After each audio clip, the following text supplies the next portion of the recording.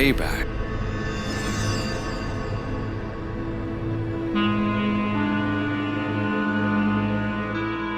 जमीन पर बैठकर खाना, वो भी इनके कदमों में,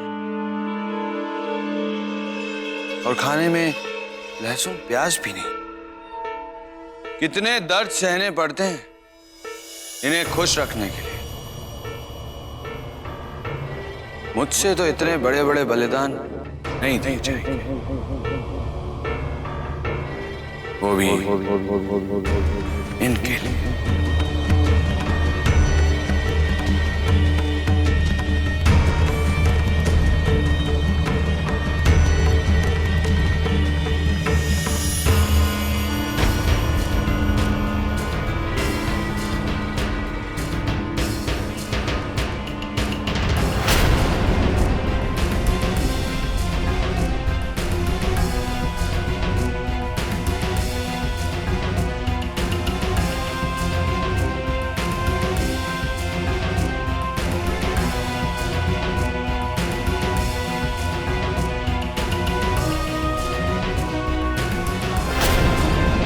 क्या हुआ बीवी, ऐसे क्यों देख रही?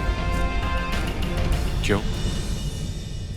दो भगवान आमने सामने बैठकर खाना नहीं खा सकते?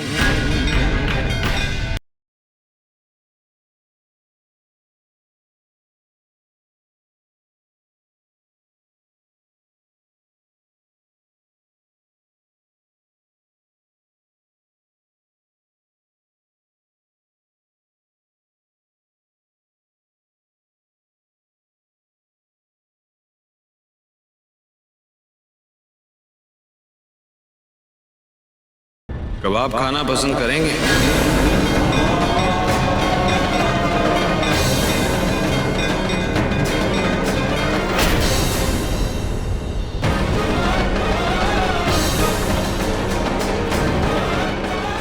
भाई यहाँ से आए?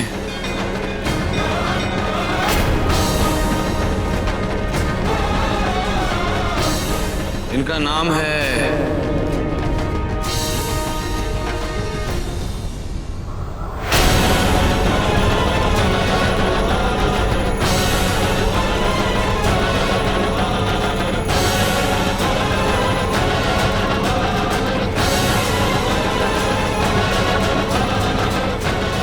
सीख कबाब।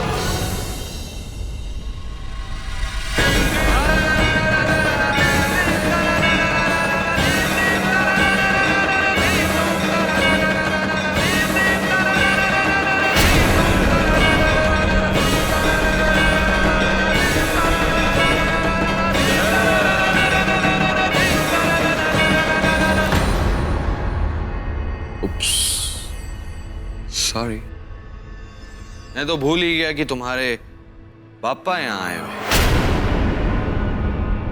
और रीत तो यही कहती है कि सबसे पहले खाने का जबरदस्ती का हक इनका है।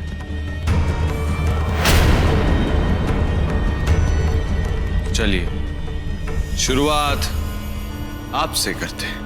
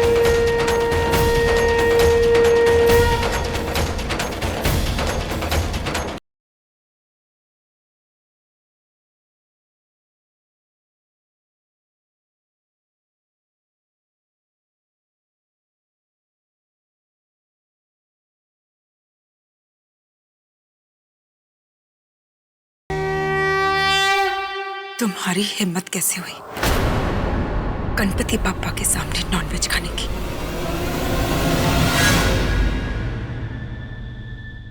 ये मैं अकेले थोड़ी खा रहा हूं, मैं तो इनके साथ शेयर कर रहा हूं। और तुम्ही ने कहा था कि तुम्हारे गणपति बापा और मैं इस घर में साथ रह सकते।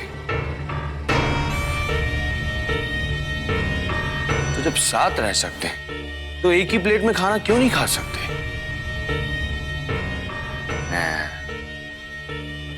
बीवी, तुम्हारे गणपति बापा और मैं एक साथ नहीं रह सकते, क्योंकि इस घर में दीवारें बहुत हैं और वो हमें साथ नहीं रहने देंगी।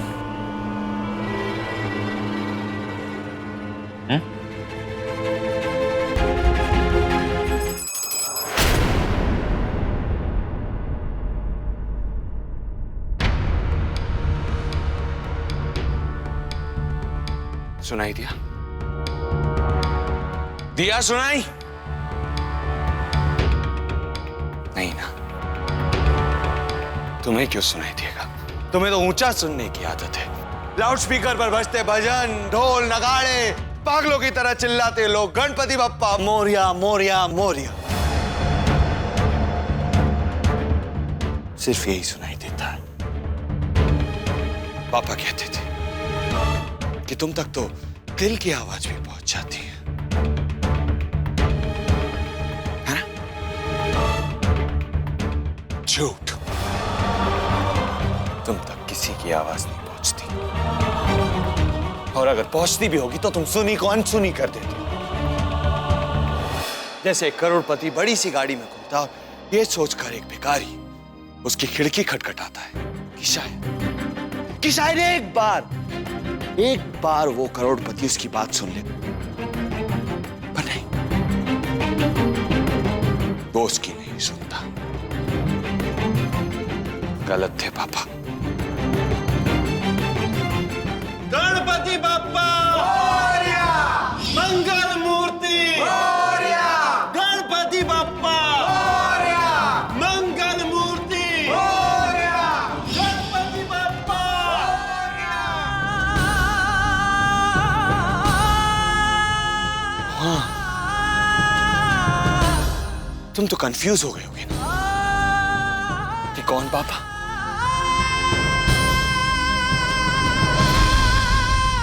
मोहन कुंद्रा।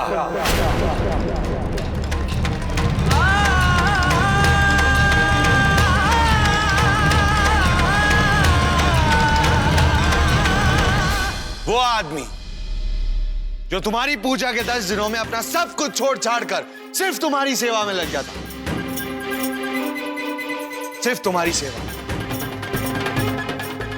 याद आया? अच्छा, वो आदमी तो याद हो जिसने अपना हाथ तोड़ लिया सिर्फ तुम्हें बचाने के लिए, ताकि जाते जाते तुम्हारी मूर्ति को कुछ हो ना जाए। याद आया? याद तो आया ही होगा। सादिक, एक छोटा बच्चा भी होता था जो स्कूल की छुट्टी होते भागकर तुम्हारे पास आता था, और जब तुम्हें विसर्जित करने के लिए लेके जाते थे वो रोता था।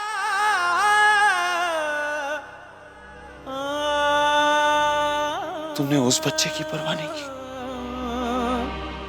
परवाह की होती तो तुम उसके बाप का दर्द देखते, उसके दर्द दूर करते। वो बच्चा जो तुम्हारी प्लास्टर ऑफ पेरिस की मूर्ति को फ्रेंडशिप बैंड मारता था, तुम्हें अपना सबसे अच्छा दोस्त मानता था, तुमने उसकी कोई परवाह नहीं की। उससे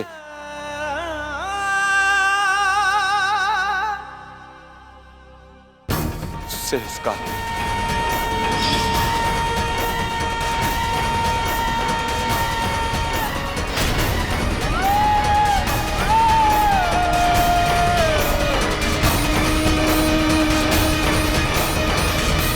अगर तुमने परवाह की होती तो तुम उससे उसका बाप नहीं छीनते। क्यों? क्यों? क्यों? हाँ? क्यों किया तुमने ये? जब वो अपनी जान देने जा रहे थे तो क्यों नहीं रोका उन्हें? क्यों नहीं कहा उनसे कि तुम उनकी सारे दुख दर्द तकलीफ सब दूर कर दोगे? क्यों नहीं कहा उनसे कि मत जा मेरे ऋषभ को छोड़कर? या फिर मुझे कहते कि जा जा ऋषभ, जा अपने पापा को बचा ले। नहीं, तुम्हें क्या लेना देना था उससे? तुम तो बिजी थे, बुत बनकर बैठे रहे, गणपति बप्पा मोरया सुन रहे थे। तुम्हें कोई मतलब ही नहीं था मेरी तकलीफ से, मेरे आंसुओं से, मेरे अनाथ होने से। बोलो, नहीं था ना कोई मतलब? नहीं था ना कोई मतलब? बोलो, नहीं था ना? सिर्फ यही सवाल करता रहा कि क्यों किया तुमने ये? पर तुमने कोई जवाब नहीं दिया। रोता रहा इस सवाल के साथ। अब तुम खुद की तरह बैठे रहे। एक जवाब, अगर एक जवाब दे देते तो ऋषभ आर के नहीं बनता।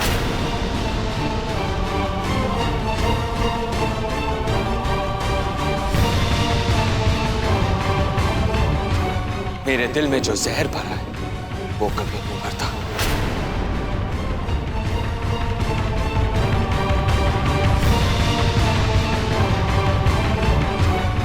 पर नहीं, तुमने जवाब नहीं दिया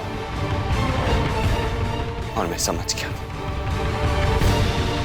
कि तुम कोई जवाब नहीं दोगे। और जिस दिन मैंने समझा, वाह आजाद, तुम्हारी आरती, भजन, पूजा, तुम्हारा विश्वास, तुम्हारी दोस्ती, सब कुछ खत्म।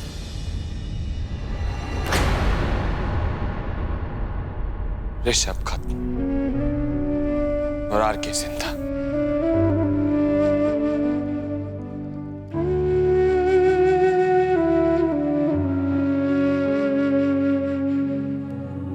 किससे बहस कर रहा हूं? तो बस एंजॉय करो।